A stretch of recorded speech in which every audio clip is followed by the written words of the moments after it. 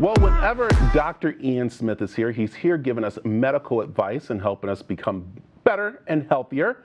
But now he's back because he has written his second novel. And Dr. Smith, I'm going to call you Ian on this one. Can I call you Ian on this one? Always. Okay.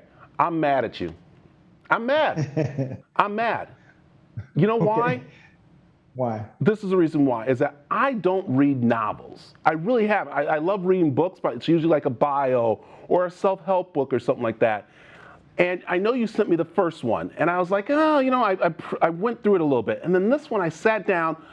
I can't put it down. I can't put it down. I literally have been up late at night reading this, and I just got it. And I'm like so intrigued, so into this, that I'm going to go back and read the first one. But you are amazing at writing novels like this. But how did this all come about? Well, first of all, let me say thank you. When a reader, someone in particular doesn't read novels very often, says those words, that's the greatest reward that an author can have, is for you to say, I couldn't put it down. I was up all night. My mother, in fact, just finished it 2 days ago. And she was like, the last 60 pages, I just couldn't do anything else other than read the book. That feels good as an author. And, I've been writing fiction since I was in college, very privately because I was a pre-med, science major and at Harvard. And I didn't want people to think that I wasn't serious about medicine and science by telling them, hey, listen, I also like to write fiction. So I really hid it in the closet, my writing. And then finally, I just said, listen, I have two sides to my brain. I like using both of them. And I just love fiction. It is really a passion of mine. All right. And again, this is such a great detective story, a great detective that you have created. How did you create Ash? And we'll talk about the books in a minute, but I want to know how you created this before we get into the books. Yeah. So Ash Kane is, a private investigator. He's a former detective with Chicago Police Department who leaves the force because he won't participate in a cover-up. But I read a lot in this genre and I watch a lot of streaming services in this particular genre. My wife says that's all I watch, but I love it. So I'm a big consumer of it. And I kept saying to myself, there's room for a character that's really unique. So I really wanted to create a character that was unique, that no one else out there is like him. And so this guy is tough and fearless, but he's sensitive because he's had failed romantic relationships. He's very sarcastic. He's really smart. He's fit.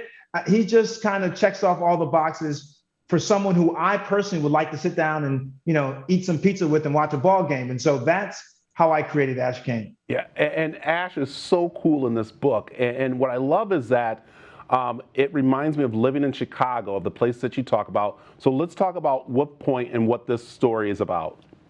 Well, let me say Wolf Point is a real place. Wolf Point, by the way, is the location where the three branches of the Chicago River actually meet.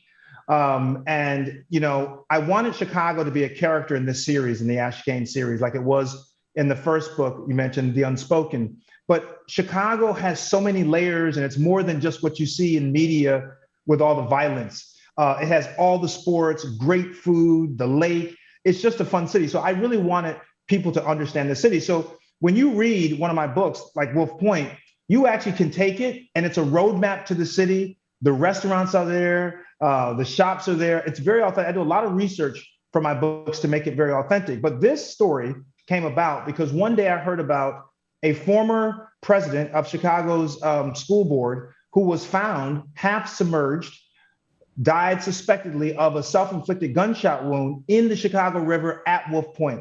And this was a well-connected, powerful, wealthy guy who everyone knew. And when I heard the story, I just kept saying, did he really go down to this particular area, which was a very dank, desolate area of the city, and shoot himself? It just didn't seem to match. And I talked to different people who knew him and knew of him, and that just kind of gave genesis to the story. So you were kind of like Ash in a way when you were putting this together. Yeah, absolutely. And I interviewed people, people who knew him from the neighborhood. But what was interesting is the questions I had when I first heard the story, I tried to fill those holes in. And so in Wolf Point, I creatively say, what if this had happened? What if really this was behind all that went down, and it's just so fun doing it. Yeah, and right off the bat, I was intrigued. It caught me, and that was something that I loved about when I started to read this. And as I said, I'm not a fiction novel kind of person, and that's what I love, that it just captured me right away going into this story. And again, it was a little different than your first one, and that's what's kind of neat too. It still carries the character over, but the story is different. It doesn't continue over at all, does it? Yes. So every book in the series is going to be a new case. So it'll be one whole case for the entire book. And what I find interesting is when I first started really loving fiction was reading John Grisham's book, The Firm, before it became famous. And I found myself, I was at home, I was on break from college. I found myself reading that book. I was at stoplights, trying with a book, in my passenger seat, trying to get another page in.